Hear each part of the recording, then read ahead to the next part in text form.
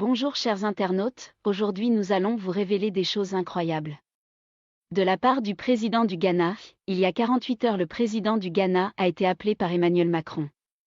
Voici les phrases qu'ils se sont dit. Emmanuel Macron a dit clairement au président ghanéen, il l'a appelé Mister Président, vous êtes mon espoir sur le Mali, j'ai tout essayé et tout faire.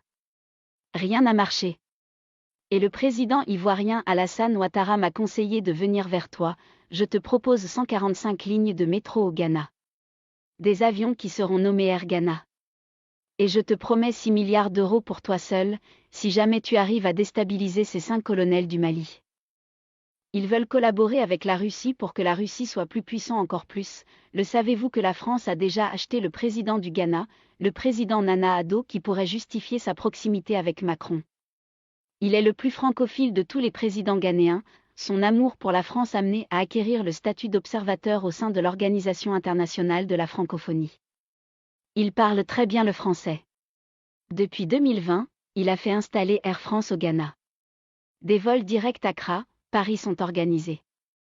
Total, qui était en mauvaise posture, est devenu la deuxième station de carburant depuis son élection. Aussi, Bolloré est le deuxième investisseur d'un consortium qui a fait les travaux d'extension du port de Tema pour 5 milliards de dollars entre 2017 et 2021.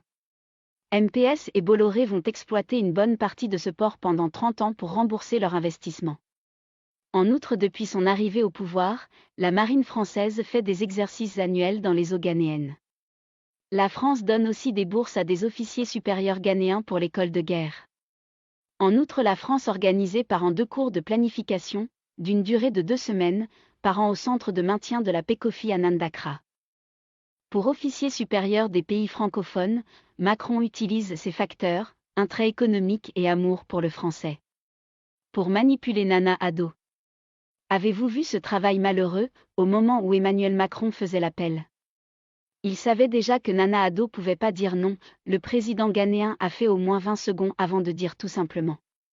Est-ce que je peux rester au pouvoir jusqu'à ma mort et que le pouvoir reste dans notre cour royale? Il a dit à Macron, vous devez tout faire pour anéantir mes opposants ici, je les veux morts. Ou accusés pour être en prison. Marco lui répond pas de problème, le président ghanéen ajouta qu'il fera des sacrifices humains au Ghana.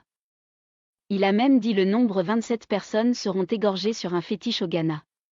Ghanéens et Ghanéens, si vous voyez des proches à vous disparaissent dans des villages ou en ville. Ne cherchez pas loin, c'est votre président. C'est grand, un criminel et satanique. Peuple du Ghana. En Afrique, tout le monde a besoin de son indépendance et de sa liberté. Ces 5 colonels se sacrifient pour libérer l'Afrique. Mais voici votre président qui préfère vendre sa dignité pour des intérêts. Peuple de Ghana, sortez massivement et demandez à votre président de ne pas tenter de prendre cet argent. Il faut lui montrer que l'Afrique est décidée. Pourquoi Nana Akufo-Addo veut que l'Afrique reste dans l'esclavage? Il a fait tête à John Kufuor, l'ancien président du Ghana, il a perdu. À l'époque, le président ghanéen John Kufuor a nommé Akufo-Addo comme chef de campagne pendant la campagne présidentielle de 2000. À l'époque, Akufo-Addo a eu le poste de premier procureur général et aussi ministre de la Justice ghanéen. En réalité, le nouveau président du Ghana n'a jamais gagné d'élection. En 2007, perd les élections en tant que candidat de NPP. En 2008, il perd encore contre John Atta Mills du NDC. Alors le président ghanéen a décidé d'être opposé aux 5 colonels et farouchement. Hier matin, le président ghanéen a envoyé des mercenaires qui passeront par Abidjan pour rentrer à Bamako. Ils viennent pour mettre fin aux travaux des 5 colonels. Chers Ghanéens, nous savons que votre peuple est anglophone, mais les Maliens et vous. C'est le même continent et même Afrique, alors peuple du Ghana, pour la liberté de l'Afrique, demandez à votre président de suivre le chemin de la liberté. Le peuple l'a élu sur un chemin de vérité et non pour détruire un pays africain. Peuple de Ghana, allez vous laisser votre président faire souffrir vos frères et sœurs du Mali. Sanctionner un peuple est-il normal? Nous laissons vous les Ghanéens à décider le reste.